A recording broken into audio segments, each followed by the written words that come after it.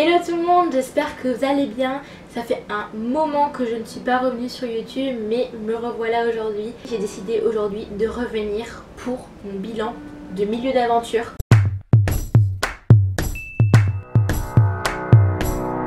Donc ça fait 7 mois que je suis aux États-Unis maintenant et ça passe vraiment trop vite. Genre, what? Ça fait déjà 7 mois, je m'en rends pas compte. Il me reste 5 mois pour finir mon aventure, donc il va y avoir 6 catégories.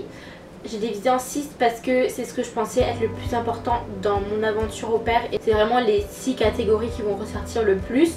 Donc je vais un peu vous expliquer ce qui s'est passé pendant ces 6 mois. Comment je m'entends avec la famille, comment je m'entends avec la petite, qu'est-ce que je fais dans mon temps libre, l'université, mes voyages, etc. Je vais vraiment développer tous les aspects d'au pair, donc que ce soit de mon côté perso à moi ou du côté du travail d'au pair. Voilà. Donc la première catégorie, ça va être sur la famille.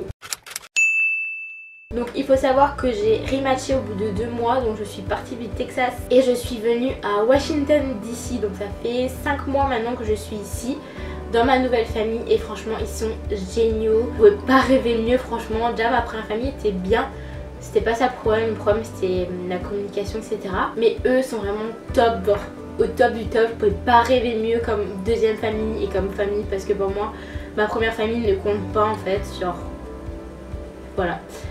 Bref, je suis vraiment bien intégrée dans la famille, c'est-à-dire que le premier week-end que je suis arrivée, on est tout de suite allée à New York chez le frère de ma host. Donc ils m'ont tout de suite pris en week-end avec eux, il y avait encore leur ancienne au pair avec nous qui était aussi française. Donc c'était hyper cool et sinon j'ai fêté Noël avec eux, Thanksgiving avec eux, Halloween, un peu toutes les grandes fêtes de fin d'année je les ai faites avec eux et c'était top. Ils m'ont vraiment bien intégrée dans leur famille et je me sens vraiment un peu comme la grande sœur de la famille parce que ils m'ont super bien intégrée quoi. Mes hosts ils sont hyper flexibles, c'est à dire que par exemple un soir ils vont avoir une demi-heure, 1 heure de retard, moi je vais leur dire c'est pas grave, prenez votre temps, il n'y a pas de rush, je suis à la maison dans tous les cas, donc la petite elle est avec moi, il n'y a pas de problème. Et eux de l'autre côté vont me rendre l'appareil, c'est-à-dire qu'ils vont être aussi flexibles avec moi. Si je vais leur demander par exemple un week-end, ils vont pas me dire non, ils vont me dire vas-y tranquille, tu peux y aller. Ou voilà, enfin ils regardent pas trop sur ça. Ils sont vraiment top, genre je les adore. Je les adore. La communication ici, il y en a. C'est-à-dire qu'on va pas m'envoyer un message le soir pour me dire qu'on mange. C'est souvent la petite qui vient me chercher pour manger. Ou alors c'est ma host mom qui m'appelle et qui me dit le dîner est prêt, on mange. Et pareil l'emploi du temps, j'ai mon emploi du temps tous les dimanches soirs. Donc je sais exactement à quelle heure je commence et à quelle heure je termine tous les jours. Donc ça c'est super aussi, genre que de famille je ne savais jamais, la mère était tout le temps à la maison. Et même ici quand les parents sont à la maison, la petite m'écoute. Si les parents ils savent que moi je travaille mais qu'ils sont là, ils vont toujours me demander à moi d'abord ou dire à la petite qu'est-ce qu'elle a dit Eline avant de dire quelque chose parce qu'ils veulent vraiment que ça vienne de moi et pas de eux, même si eux sont là à côté quoi. Vu que c'est moi qui travaille, c'est à moi de la gérer, c'est à moi de lui dire oui ou non, etc. Donc ça elle le sait aussi elle. Et ça je trouve que c'est bien parce que ce n'est pas ce que faisait ma première famille justement. Deuxième catégorie, ma host kid. Donc il faut savoir que je n'ai qu'une qui a 3 ans et demi, qui va bientôt avoir 4 ans au mois de juillet. Elle va à l'école 3 fois par semaine, donc elle y va le lundi, mercredi et vendredi de 9h à 13h. Donc je suis off tous les lundis, mercredis et vendredis de 9h à 13h. Voilà, j'ai 4 heures où je fais rien. Je vous expliquerai pas ce que je fais, mais j'ai 4 heures de libre pour moi. Et généralement mon emploi du temps c'est 7h, 17h, voire 18h le grand max. Tous les mardis et jeudis elle est avec moi toute la journée. Donc par exemple là on est jeudi, elle est avec moi toute la journée. Et là par contre je fais mes 10 heures d'affilée. Donc aujourd'hui c'est 7h, 17h mon emploi du temps. Mais mardi c'était 7h30, 17h. Ça dépend mais c'est généralement les mêmes horaires à peu près. Du coup quand elle va à l'école, il faut que je lui fasse sa lunchbox. Elle s'habille toute seule, donc ça c'est bien, elle s'habille toute seule. Elle est assez indépendante ma kids. Et donc après je l'emmène à l'école et je vais la rechercher à l'école. Et des fois aussi il faut qu'on fasse une journée de volontariat à l'école. Donc ça je l'ai fait la semaine dernière, j'en ai fait une matinée. Donc vous restez avec la maîtresse et les enfants et vous aidez en fait la maîtresse au cours de la matinée avec les enfants. Je lui fais faire la sieste tous les jours. Donc ça prend plus ou moins de temps. Par exemple aujourd'hui ça a pris 2h15 pour l'endormir. 2h15. Voilà. alors que des fois ça peut prendre un quart d'heure, 20 minutes, enfin ça dépend vraiment des jours. Après on fait de l'activité, donc elle a sa salle de jeu à la maison, elle est inscrite à une salle de jeu qui n'est pas très loin d'ici. Il y a 3 parcs autour de la maison avec 2 playgrounds, c'est cool. On peut aller à la piscine, je sais qu'on va aller à la piscine là bientôt parce qu'il commence de nouveau à faire beau. Ici on est le 5 mars, il fait 20 degrés, grand soleil, ciel bleu, enfin il y a les musées. Il faut savoir qu'à Washington DC il y a beaucoup de musées gratuits, donc ça c'est cool. On va au parc, on fait des jeux de société, on joue dans sa salle de jeu, on se fait les ongles des fois parce qu'elle kiffe faire ça. Elle fait de la peinture aussi, du coloriage, enfin du bricolage, de tout, on fait de tout, voilà. Alors en ce qui concerne l'université maintenant, je sais qu'il y a plusieurs choix, donc soit aller en université, dans un community college dans notre ville, ou faire des week-end classes. Donc j'avais pris sur le site Au Pair Weekend Class, je vous mettrai le lien en barre d'infos de toute façon si jamais ça vous intéresse. Et j'ai pris celui de San Diego du coup, le Make a Difference et Discover the City. Donc je trouve que c'est les deux meilleurs parce qu'en fait Make a Difference ça va pas être grand chose et Discover the City c'est le top si vous voulez visiter la ville, parce que sur les 4 jours on était 2 jours vraiment sur San Diego à visiter, bon à faire bien sûr des activités en même temps, mais c'était pas relou, enfin c'était vraiment easy à faire et c'était hyper fun, enfin, et il faisait beau en plus, franchement c'était top, il y avait une bonne ambiance. Par contre les cours ça dure jusqu'à 21h, mais bon c'est pas très grave, c'est que 4 jours et vous validez vos 6 crédits universitaires.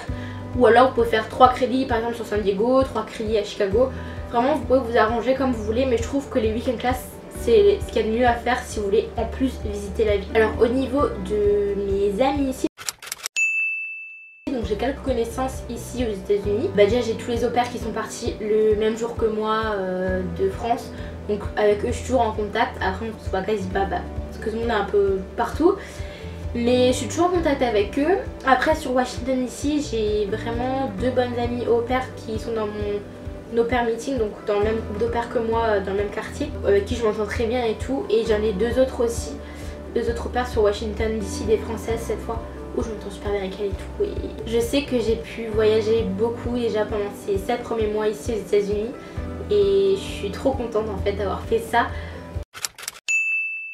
Donc faut savoir que j'ai fait Austin en août, New York en août du coup début août avec la training school et en octobre avec ma host family. J'ai fait 2 fois San Diego j'ai fait San Diego pour mon week-end class en novembre et je suis allée une semaine aussi avec mes hosts chez la mère de mon host pour la semaine après Noël. Je suis allée à Boston un week-end, à Los Angeles un week-end et à Miami un week-end aussi. Et bien sûr, je ne vous l'ai pas dit, mais il y a un mois je suis rentrée en France pour une semaine pour faire la surprise à tout le monde. Donc personne ne le savait, vraiment personne, juste ma mère qui est venue me chercher à la gare chez moi. Donc voilà, j'ai pris l'avion, j'ai pris 2 trains, genre j'étais toute la journée à Paris en train d'attendre mon train, c'était une horreur, il faisait froid. Mais bon voilà, j'ai pris mes trains et tout et puis je suis rentrée. Là j'ai 2 voyages de prévus, donc un dans 2 semaines et demie et un dans 2 mois, voilà. Pour ça. Et le reste on verra après, voilà, j'ai déjà quelques petites idées de voyages que j'aimerais faire tout au long de l'année encore. Et après on verra ce qui nous apportera la suite. Et la 6e catégorie c'est la catégorie diverse. Donc ce qui est en divers c'est que je suis inscrite dans une salle de sport de nouveau ici. J'étais inscrite dans une salle au Texas. Je me suis réinscrite ici sur Washington dans une salle de sport. Alors je paye 45 $ par mois parce que je n'ai pas de YMCA près de chez moi. Je sais qu'il y a beaucoup de villes qui ont des YMCA près de chez eux et qui payent du coup beaucoup moins cher. Je crois que c'est 20 $, un truc comme ça. Ou des Planet Fitness. Moi il n'y en a pas autour de chez moi. Il y a un Planet Fitness mais c'est à 50 minutes de bus et je peux pas. Là j'ai ma salle c'est une des moins chères des environs. C'est 45 $ par mois.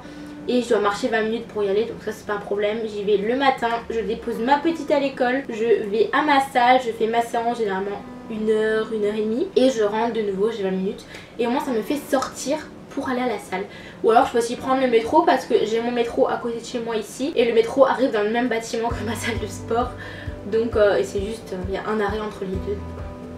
Si jamais vraiment il neige ou il pleut vraiment beaucoup une fois, je peux même prendre le métro pour aller à ma salle de sport, donc ça c'est plutôt cool. Mon anglais, donc je vais pas dire que je suis complètement bilingue, mais on va dire que je suis à 70-80% bilingue parce que forcément je parle tous les jours anglais. Les rédactions en anglais, je n'ai aucun problème, ça depuis toujours, j'ai jamais de problème à l'écrit. Et à l'oral, je parle jamais en français avec ma host, donc à part quelques fois quand elle me demande des mots ou que moi vraiment je comprends pas, mais c'est très rare.